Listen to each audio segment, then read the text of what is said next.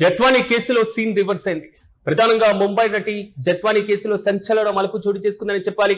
కాదంబరి జట్వానీ పెద్ద black mail అంటూ కూడా సిఐడి తేల్చేసింది. వైసీపీ నేత కుక్కల విద్యాసాగర్ ను నటి కాదంబరి జట్వానీ బ్లాక్ మెయిల్ చేసినట్లుగా ఛార్జ్ షీట్ లో పేర్కొంది సిఐడి.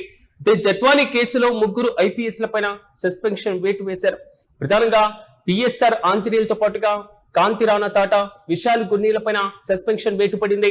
ప్రభుత్వానికి వ్యతిరేకంగా సిఐడి తాజా రిపోర్టు కనబడుతుందా అంటే కొంతవరకు అవుననే సమాధానం వినబడుతుంది. బలమైనటువంటి వాదన కూడా మనం చూడొచ్చు.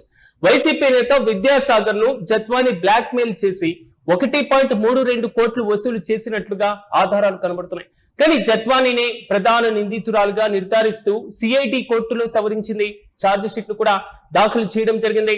కూటమి అధికారంలోకి రాగానే ఈ కేసు యొక్క వేగం మరింతగా పుంజుకోవడం వేగం పెరిగింది. జట్వానీ కేసు యొక్క వ్యవహారం ఇక ఫాల్స్ కేసులో పిఎస్ఆర్ ఆంజనేయులతో పాటుగా కాంతిరాణ తాటా, విశాల్ గున్నీల పైన సస్పెన్షన్ వేటు వేస్తారా అంటూ కూడా జోరుగా చర్చ సాగుతుంది. ప్రధానంగా వైసీపీ నాయకుల పైన పెట్టినటువంటి కేసులైనా మరి ముఖ్యంగా మరి ఫాల్స్ కేసులు అంటూ కూడా వైసీపీ ఇప్పటికీ డిమాండ్ చేస్తున్నాయి. దీనికి సంబంధించి పూర్తిగా ఖండిస్తూ రాజకీయ పరమైనటువంటి కేసుగా కూడా అభివర్ణిస్తున్నటువంటి సందర్భాలు మనం చూసాం. ఐపీఎస్లకు జరిగినటువంటి నష్టాన్ని ఎవరు భర్తీ చేస్తారంటూ కూడా అనేక ప్రశ్నలు తలెత్తుతున్నాయి. కూటమి ప్రభుత్వం పైన ఐపీఎస్లు పరువు నష్టం దావా వేస్తారా అంటూ జోరుగా చర్చ కూడా సాగుతున్నాయి. అలాంటి సందర్భాలు ఎంతవరకు ఉంటాయి అనేటువంటి ఇష్యూ. ఓవరాల్ గా ఒకసారి జట్వానీ కేసును మనం పరిశీలిద్దాం. సిఐడి ఛార్జ్ షీట్ లో కీలకమైనటువంటి ఆరోపణలు వచ్చాయి. వైసీపీ నేత కుక్కల విద్యాసాగర్ ఇచ్చినటువంటి ఫిర్యాదు ఆధారంగా నమోదైనటువంటి కేసుకు సంబంధించి సిఐడి విచారించడం, విజయవాడ కోర్టులో ఛార్జ్ షీట్ ను కూడా సమర్పించడం జరిగింది. అందులో ఉన్నటువంటి కొన్ని కీలకమైనటువంటి అంశాలను పరిశీలించినప్పుడు కాదంబరి జట్వానీ తన పేరుతో నటాషా అని పరిచయం చేసుకొని విద్యాసాగర్ తో సన్నిహితంగా ఉన్నటువంటి సమయంలో దిగినటువంటి ఫోటోలను చూపించి ఆయన తీవ్రంగా బ్లాక్ మెయిల్ చేసినట్లుగా సిఐడి ఛార్జ్ షీట్ లో పేర్కొంది. దీంతో మాత్రమే కాదు 1.32 కోట్లు వసూలు చేసినట్లు, ఆ ఫోటోలను బయట పెడతానని బ్లాక్ మెయిల్ చేసినట్లు, తన మాట వినుకుంటే అత్యాచారం కేసు పెడతానని భయపెట్టి విద్యాసాగర్ నుంచి దాదాపు విడతల వారీగా 1.32 కోట్లు వసూలు చేసినట్లు సిఐడి సాంకేతిక పరమైన లేదా బ్యాంకు లావాదేవీకి సంబంధించినటువంటి ఆధారాలతో నిరూపించడం జరిగింది. అంటే విద్యాసాగర్ అకౌంట్ల నుంచి జట్వానీ ఆమె తల్లి జాయింట్ అకౌంట్లకు ఈ నిధులు బదిలీ అయినట్లుగా సిఐడి గుర్తించింది. తన సోదరుడు అంబరీష్ కు దుబాయ్ లో అండర్ వరల్డ్ తో సంబంధాలు ఉన్నాయని, మరి ముఖ్యంగా ఎదురు తిరిగితే ప్రాణాలు తీయిస్తానని కూడా ఆమె బెదిరించినట్లుగా ఛార్జ్ షీట్ లో పేర్కొన్నారు. ఇందుకోసం ఆమె దాదాపు 11 వేర్వేరు మొబైల్ నెంబర్లు కూడా వాడినట్లుగా గుర్తించడం జరిగింది. మొత్తం మీద కుటుంబ సభ్యుల పాత్ర పైన ఆధారాలు లేవంటూ కూడా కీలకంగా తెలుస్తున్నాయి. ప్రధానంగా విద్యాసాగర్ తన ఫిర్యాదులో జట్వానీతో పాటుగా ఆమె కుటుంబ సభ్యులు, తల్లిదండ్రులు, సోదరులపైన కూడా ఆరోపణలు గుప్పించారు. సిఐడి దర్యాప్తులో జట్వానీ మాట్లాడినటువంటి కాల్ రికార్డులు మాత్రమే లభించాయి తప్ప ఆమె కుటుంబ సభ్యుల ప్రమేయం ఉన్నట్లు ఎక్కడ పక్క ఆధారాలు దొరక్కపోవడం మాత్రం కొంతవరకు కలకలం రేపుతుంది. అయితే విజయవాడ 4వ అదనపు జ్యుడిషియల్ ఫస్ట్ క్లాస్ మెజిస్ట్రేట్ కోర్టులో సిఐడి ఈ ఛార్జ్ షీట్ ను కూడా దాఖలు చేసినటువంటి పైన మనం చూస్తున్నాం. కానీ కోర్టు కొన్ని సాంకేతిక పరమైనటువంటి లోపాలు ఉన్నటువంటి నేపథ్యంలో వెనక్కి పంపినటువంటి పరిస్థితి. జట్వానీ అరెస్ట్ సమయంలో స్వాధీనం చేసుకున్నటువంటి మొబైల్ ఫోన్లు, డిజిటల్ పరికరాలు ఫోరెన్సిక్ ల్యాబ్ కి పంపడం, ఇంకా దానికి సంబంధించినటువంటి నివేదికల కోసం వెయిట్ చేస్తున్నటువంటి వైనం. దీంతో అసలు ఈ లోపాలను సరిదిద్ది త్వరలోనే పక్క ఆధారాలతో మరో ఛార్జ్ షీట్ దాఖలు చేయడానికి కూడా సిఐడి గతంలో సిద్ధమైనటువంటి పరిస్థితులు. కానీ ఇప్పుడు ఉన్నటువంటి పరిస్థితుల్లో కొన్ని కీలకమైనటువంటి అంశాలు చర్చకులు తెర మీదకి వస్తున్నాయి. గత ప్రభుత్వ హయాంలో అసలు ఎలాంటి ముందస్తు అనుమతి లేకుండానే ముంబై వెళ్లి జట్వానీని అక్రమంగా అరెస్టు చేసి చిత్రహింసలు పెట్టారనేటువంటి ఆరోపణలపైన అప్పటి ఐపీఎస్ అధికారులు నిందితులుగా ఉన్నారంటూ కూడా పేర్కొనడం జరిగింది. ఈ కేసుకు సంబంధించి విద్యాసాగర్ ను A1 గా, పిఎస్ఆర్ ఆంజనేయులను A2 గా, కాంతిరాణ టాటాను A3 గా, కె హనుమంతరావు A4 గా, సత్యనారాయణ A5 గా, విశాల్ గున్నీను A6 గా ఇబ్రహీంపట్నం పోలీస్ స్టేషన్ లో కేసు నమోదు చేశారు. అయితే ఈ పోలీస్ అధికారుల పైన అక్రమ నిర్బంధం కేసుల పైన ఏర్పాటు చేయడం జరిగింది, విధించడం జరిగింది. సిఐడి దర్యాప్తును పూర్తి చేసి కోర్టుకు ఛార్జ్ షీట్ ను కూడా సమర్పించింది. ప్రస్తుతం వీరంతా సస్పెన్షన్ లోనే కొనసాగుతూ ఉన్నారు. ఇప్పుడు సీన్ ఎలా రివర్స్ అయింది, ఈ కేసు ఎందుకు రివర్స్ అయింది అనేటువంటి అంశాలను ఒకసారి పరిశీలిద్దాం. కూటమి ప్రభుత్వం అధికారంలోకి రాగానే కాదంబరి జట్వానీకి న్యాయం చేస్తామంటూ విచారణను వేగవంతం చేశారు. వైసీపీ నేత కుక్కల విద్యాసాగర్ అక్రమంగా కేసులు పెట్టారని, దానికి ముగ్గురు కీలక ఐపీఎస్ అధికారులు ఎవరైతే పిఎస్ఆర్ ఆంజనేయులు, కాంతిరాణ టాటాతో పాటుగా విశాల్ గున్నీలు ఉన్నారో వీరు సహకరించారని, జట్వానీ కుటుంబాన్ని వేధించారని ఇలాంటి ఆరోపణలపైన వారిని ప్రభుత్వం సస్పెండ్ చేసింది.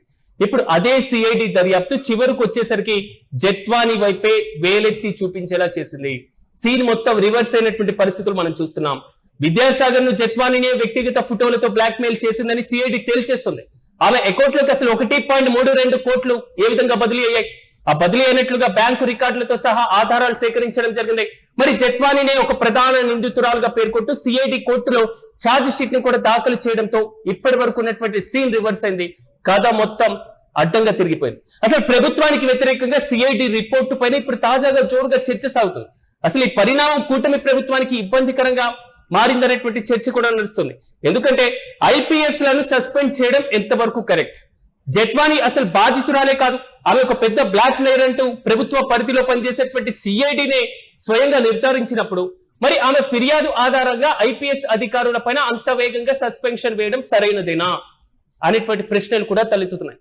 కూటమి ప్రభుత్వం కేవలం రాజకీయ పూరితమైనటువంటి కక్ష సాధింపు కోసం మాత్రమే వైసీపీ నేత విద్యాసాగర్ పైన గత ప్రభుత్వానికి అనుకూలంగా ఉన్నారు అనేటువంటి నెపంతో ఐపీఎస్ అధికారుల పైన ఫాల్స్ కేసులు, తప్పుడు కేసులు పెడుతుందంటూ వైసీపీ ఇప్పటికే గట్టిగా ప్రచారం చేస్తుంది, గట్టిగా ఆరోపిస్తుంది, ప్రభుత్వాన్ని నిలదీస్తున్నటువంటి సందర్భాలు కూడా మనం చూస్తున్నాం. మరి ఇలాంటి సందర్భంలో ఐపీఎస్ లకు జరిగినటువంటి ఈ నష్టాన్ని ఎవరు భర్తీ చేస్తారు? ఐపీఎస్ లకు జరిగినటువంటి ఈ నష్టానికి ఎవరు బాధ్యత వహిస్తారు? ప్రస్తుతం పోలీసులతో పాటుగా ఐపీఎస్ సర్కిల్స్ లో జోరుగా సాగుతున్నటువంటి చర్చ ఇది. చట్టాన్ని ఉల్లంఘించారనేటువంటి ఆరోపణతో ఐపీఎస్ అధికారుల కెరీర్ మరియు ప్రతిష్టతలు దెబ్బతింటున్నాయి. ఒకవేళ కోర్టులో కూడా జట్వానీ బ్లాక్ మెయిలర్ అని తేలిపోతే ఆ అధికారుల పైన పెట్టినటువంటి కేసులు నిలబడతాయా? ఆ కేసుల పైన ప్రభుత్వం ఎలాంటి కీలక నిర్ణయం తీసుకోబోతుంది? వారిని సస్పెండ్ చేయకుండా పోతుందా?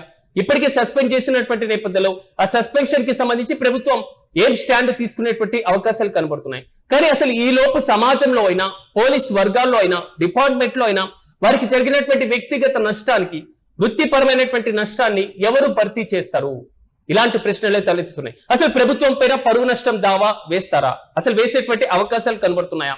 ఒక ఐపీఎస్ అధికారులను సస్పెండ్ చేసినటువంటి సందర్భాలలో ఆ తర్వాత ఆ కేసులకు సంబంధించి తప్పుడు కేసులు అని తేలేటువంటి సందర్భంలో ప్రభుత్వం పైన వారు కేసులు వేసేటువంటి అవకాశాలు కనబడుతున్నాయి అనేటువంటి కొత్త చర్చ కూడా ఏపీ రాజకీయాలు జోరుగా సాగుతుంది. అసలు ఈ ట్విస్ట్ల తర్వాత సస్పెండ్ అయినటువంటి ఐపీఎస్ అధికారులు నెక్స్ట్ లీగల్ స్టెప్ ఏం తీసుకోబోతున్నారు అనేది మాత్రం ఆసక్తికరంగా వారిది. కానీ ఇక్కడ ఒక విషయాన్ని గమనించాలి. సాధారణంగా అధికారులు ప్రభుత్వ నిర్ణయాలపైన సెంట్రల్ అడ్మినిస్ట్రేటివ్ ట్రిబ్యునల్ అంటే క్యాట్ ను ఆశ్రయించడం ఒక సాధారణంగా కనబడుతూ ఉంటుంది. హైకోర్టును కూడా ఆశ్రయిస్తూ ఉంటారు ఒకవేళ క్యాట్ ను ఆశ్రయించకపోతే. సో ఇప్పుడున్నటువంటి పరిస్థితుల్లో ఆధారాలు తాము ఒక నిర్దోషులమని నిరూపించుకుంటే రాజకీయ వేధింపులకు గురి చేసినందుకు గాను ప్రభుత్వం పైన లేదా జట్వానీ పైన భారీ మొత్తంలో పరువు నష్టం దావా వేసేటువంటి అవకాశాలు కూడా ఉన్నాయి అనేది మాత్రం లీగల్ నిపుణులు చెప్తున్నటువంటి అభిప్రాయం. కానీ ఒకటైతే క్లియర్ కట్ గా చెప్పాలి, న్యాయం కోసం మొదలైనటువంటి ఒక కేసు ఇప్పుడు అసలు ఒక పొలిటికల్ ఇమేజ్ పెరిగిపోయింది, పొలిటికల్ బ్యానర్ పడిపోయింది. మరి దీనికోసం ఒక తప్పుడు కోణంలో అడుగులు వేస్తుందా అనేటువంటి అనుమానాలు కూడా తావిస్తుంది. కూటమి ప్రభుత్వానికి ఒక సవాల్గా మారుతుంది ప్రస్తుతం ఈ కేసు. అయితే కోర్టు ఈ సవరించినటువంటి ఛార్జ్ షీట్ ను అంగీకరించి విచారణ జరిపితే మరిన్ని వివరాలు వచ్చేటువంటి అవకాశాలు ఉన్నాయి అనేది మాత్రం విశ్లేషకుల దగ్గర నుంచి వస్తున్న ప్రధాన అభిప్రాయం.